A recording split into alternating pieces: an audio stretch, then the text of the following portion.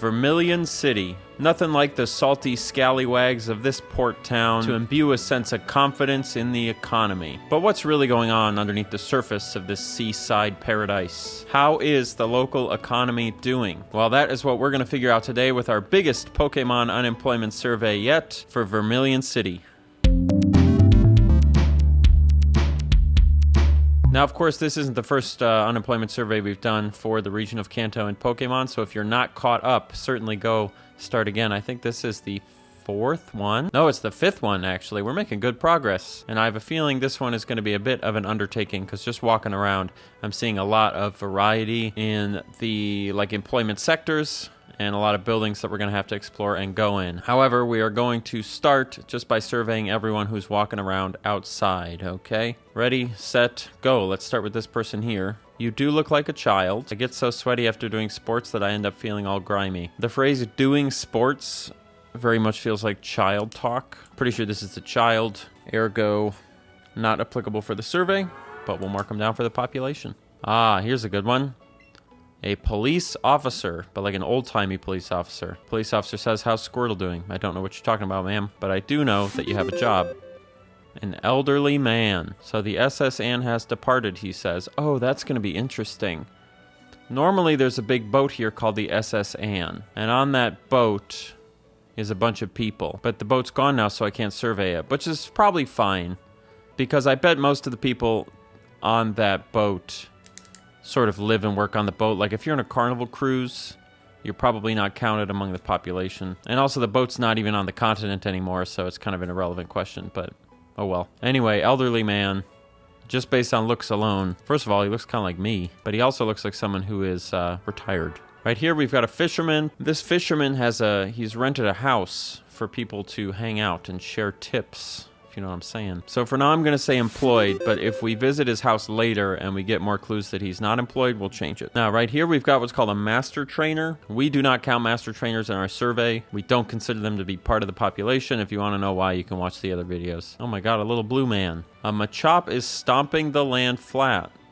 That seems like employed behavior. Excuse me, sir, is this Machop a slave of yours? This is my land, all of it. I own everything in this square area here. You are talking like a slave owner right now. Sitting down doing absolutely nothing while this creature labors on your behalf. Okay, so the man is old enough to be retired, but he is building property and he owns land. It's a pretty big plot. A lot bigger than any of the other ones for the houses, which makes you think it's probably commercial. So if this guy's a commercial landowner and he has what might be an employee but also could be a slave, I guess he probably counts as employed. Is that fair to say? I don't love it, but, you know, it's objective fact. Okay, who else have we got down here? So returning to that question of, you know, we were talking about that boat that docks here. Listen to what this guy has to say. The SS Anne visits Vermillion Port just once a year, so I feel like that definitely counts out all the staff of the ship as being from here. If it's visiting just once a year, there's no way it's like docked here, right? So I think I can rest easy knowing that is not going to be a problem. Now this guy, he's dressed up as a sailor, standing on the dock providing information. Clear sign of employment to me. Which also means this guy, definitely employed. We also have this, what is this, a schoolgirl? How about it? Want to try battling my fairy Pokemon? No. The fact that this kid says, how about it, Cantonian trainer, makes me think that this girl is not from Kanto. And also, not to get too meta, but this character design is like hella Pokemon X and Y and not Pokemon Red Blue. So this is a foreigner, without a doubt, which means she doesn't count. Hello, Mr. Old. There's a lot of old people here, dude. This thing here isn't for resting your feet on, you know? It's for tying up your boat.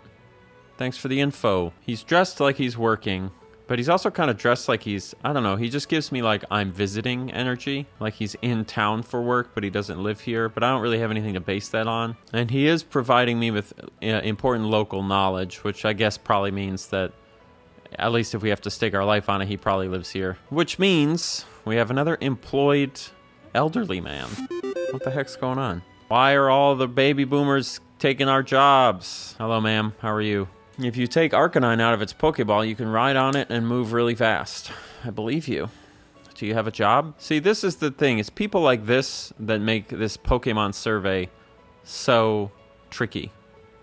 Because in Skyrim, at least, you can usually follow them, see what they're doing. But in Pokemon, we're working off of pretty minimal context clues. So what are we looking at here? What can we read into? Well, she's sitting cross-legged. Her body language is closed off. She's also in the center of the bench, which implies she's not waiting for someone because she doesn't want anyone to sit next to her. So she's alone. Maybe we should see what this building is to see if it makes sense that she would have just been there. Pokemon fan club, okay.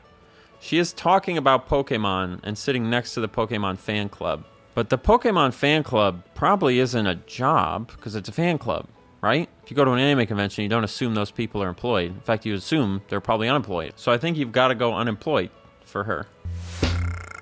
Definitely seems to be a town with like a shipping industry, right? Because you got like all these crates and barrels and stuff like that. Though interestingly, I don't actually see any like unloading infrastructure or any like dock workers. I guess you could consider this guy. He's a master trainer, but you could think of him as like maybe he's a dock worker unloading stuff. All right, I believe that is everyone who is standing outside, which means next up we have to start going inside. And we are going to start with commercial buildings. We'll do houses after that. First commercial building, always my favorite. Got this handsome, strapping young lad here who has a job. Okay, hello, sir. You look very official. There are wicked people out there who use Pokemon to do awful things. I would say he looks like he's probably of working age. He is shopping, and he's going on a rant about crime. And if you add all that up, you figure he's a nicely dressed young man, actively shopping, good posture, complaining about crime, spreading rumors about local gangs. That tends to be the behavior of people who do have jobs. That's just a pattern. I'm not saying any of that's definitive. It is all circumstantial, but it's probably the best that I'm going to get right now. And plus, look at his sleeves, how they're rolled up, and his boots. Put all that together, and we're starting to paint a picture here.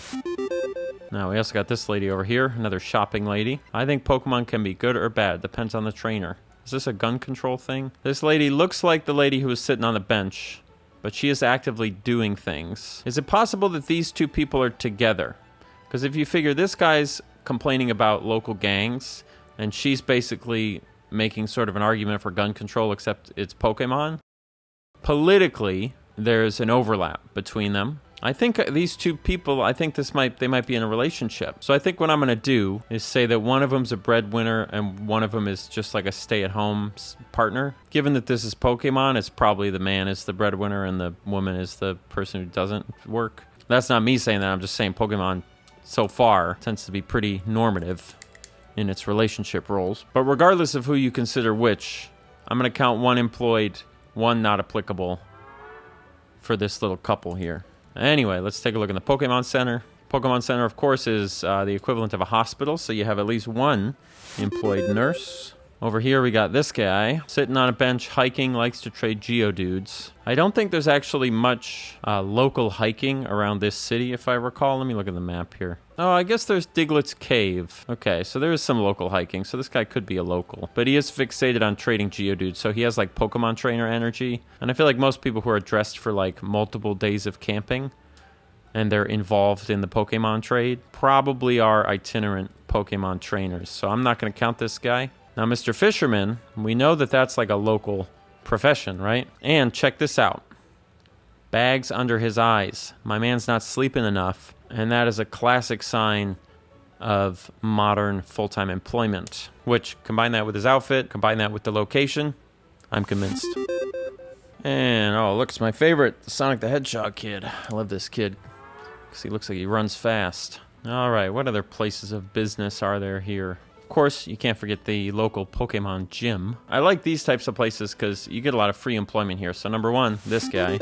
A lot of people have argued with me and said, actually, this guy is the same guy in every gym. He just travels around as you do. But I don't buy it because how does he know where I'm going? Now, we got 3 people in here, all of whom who are working at the gym. One of them is old.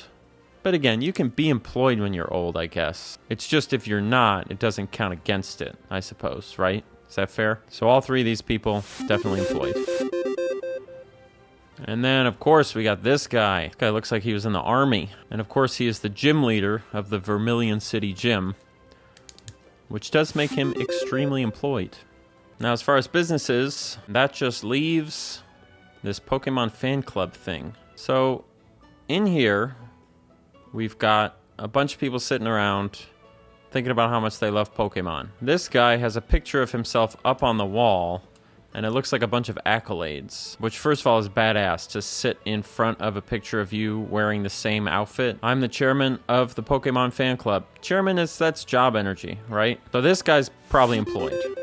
Now, this lady is standing next to him in sort of an assistant-like pose, but let's talk to her and see. She says, "Our chairman," which implies that she's kind of part of the organization, but maybe she's just a member of the club. But if she's just a member of the club, why isn't she sitting down like everybody else? Why is she standing as though the chairman is about to yell at her to go get a coffee or something, you know? I'd be like, "Denise, fetch me my 2017 Chairman of the Fan Club Safety Award."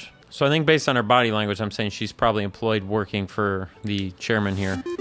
But these two people, I'm less convinced. I just adore my seal. It squeals when I hug it. Maybe they pay to be part of the Pokemon fan club to, like, learn. So maybe it's like a learning institution. Like if you've ever seen those people go to those, like Southern hospitality, like good manners things. Like remember when Borat did that? Listen politely to other trainers when they're showing off their adorable Pokemon. Yeah, so it's kind of like those classes, right? If someone brag right back and 10 times more than them. That's the kind of advice I expect from a man sitting in front of a poster of himself. I do think this is the type of thing you sign up for when you're unemployed. Because, you know, you're like trying to figure out what you want to do with your life. So you like sign up for a local class, you know? Because if you were employed, you would have to be at work and probably have bills to pay. Whereas the only reason these people are here is probably because they don't have bills to pay, but they've got money to burn. So they come and join this class to try and find meaning in life. So I think I'm going to say they're both unemployed. All right, that's all of the commercial businesses out of the way, which means last thing we got to do is show up to people's residences unannounced. And that's what we're going to do.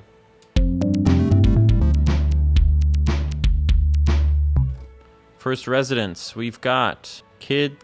Hey, wait a second. It looks like that person is like scolding their kid. And you got one of those guys over on the couch. So the guys dressed like this, these are like young Republicans. They start families young. And they go shopping with their partners young. So the family dynamic here seems to be young father, young mother, 2 children, married straight out of high school. That's kind of the vibe. When the ring's color is green, it means the Pokemon is easy to catch, right? She's teaching this child about how to catch Pokemon. She's educating, homeschooling the kid perhaps, which is also kind of in line with this general narrative we're seeing about these sort of like young conservative families, which also fits the narrative of this being a town led by like a former military guy, right? So Vermillion City is kind of like a red state, you know? A little bit. Is that fair? Is that the story that we're kind of getting together? You've got that young alt-right couple in the market. You've got this young conservative family homeschooling their kids. You've got the landowner, possibly slave owner, weird Southern hospitality manners school, and you've got the military guy running everything. Makes sense to me, which means we're going like this for all these 4. Everything is starting to make sense now. Also starts to explain why there's so many old guys here. Okay, next house. Oh my god, another old dude. I'm particularly fond of bird Pokemon. I'm particularly fond of counting you as retired. Okay, I believe this is the last residence that we have to go in. And then our survey is pretty much complete. Let's take a look, shall we? Oh, a young bohemian couple. There's always one in every town. See, I was right. They're getting their Pidgey to fly a letter instead of just using the telephones and the internet and the electronics. And this lady is expressing a desire to travel the world. That's also a very young liberal couple thing to do. Okay, so we found the one leftist couple in the city, and of course they're expressing a desire to like send letters to other places and leave this town. But in terms of employment, what are we thinking? If you've got time to train a bird to send letters for you, that doesn't bode well. And you're also standing in the corner with a rat. Is it possible they're in school? They do seem pretty young, but there's not a school here really. And honestly, the energy in this house is, you know, we're in a relationship, but we're not married. We don't have kids, instead we have pets, you know? That's like a very sort of hip thing to do or whatever. I could see them both having like minimum wage jobs, or maybe one of them having a minimum wage job, and it's probably her, to be honest. She's actually expressing a desire to like do things that require money. Yeah, I'm gonna count her as employed and them as unemployed.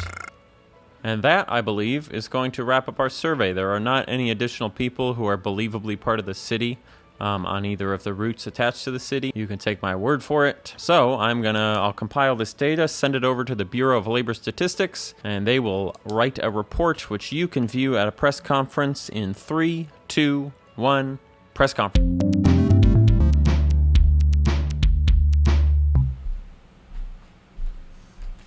Good afternoon, ladies and gentlemen. Hello. Welcome to another employment situation summary today from the Bureau of Labor Statistics. Today we're going to be looking at the city of Vermillion City in the region of Kanto, and I do not have any extra information for you today, so let's get started. Total surface payroll employment for Vermillion City is at 19 persons, and unemployment is at 17.4%, the Bureau of Labor Statistics reported today. Vermillion City is a medium-sized port city with a population of 32, disproportionately elderly, which we'll talk more about later, but still majority working age. The city is geographically positioned to take advantage of the waters of the titular Vermillion Harbor, and the bulk of the city's economic business seems to be appropriately in shipping and cruise tourism. Though the season seems slow, at the time of our survey, there was plenty of evidence that the industry is still very much active and thriving, despite what appears to be a fairly high unemployment rate. As far as explanations for this fairly high unemployment rate, the Bureau generally believes that Vermillion City is likely the direct recipient of some sort of extra-local assistance, federal in one way or another, as well as the indirect beneficiary of either long-established or literally generational wealth held in the hands of its citizens. The Bureau's reasons for believing this are multifaceted. So, having someone who is either current or former military in the only discernible position of power in the city, which is the case, the gym leader appears to at least be former, maybe even current military. So that, combined with the high rate of geriatric men pacing around the city, suggests some sort of federal funding. Now, the Bureau, we use the term federal in this case as a stand-in for whatever resource distribution method Kanto uses, as the exact system of governance is not clear. We believe those resources are either distributed as a product of merit, like, for example, the GI Bill that America used post-World War II, or simply as a result of Mr. Surge knowing the right people due to his time in the military, whatever that means in this context.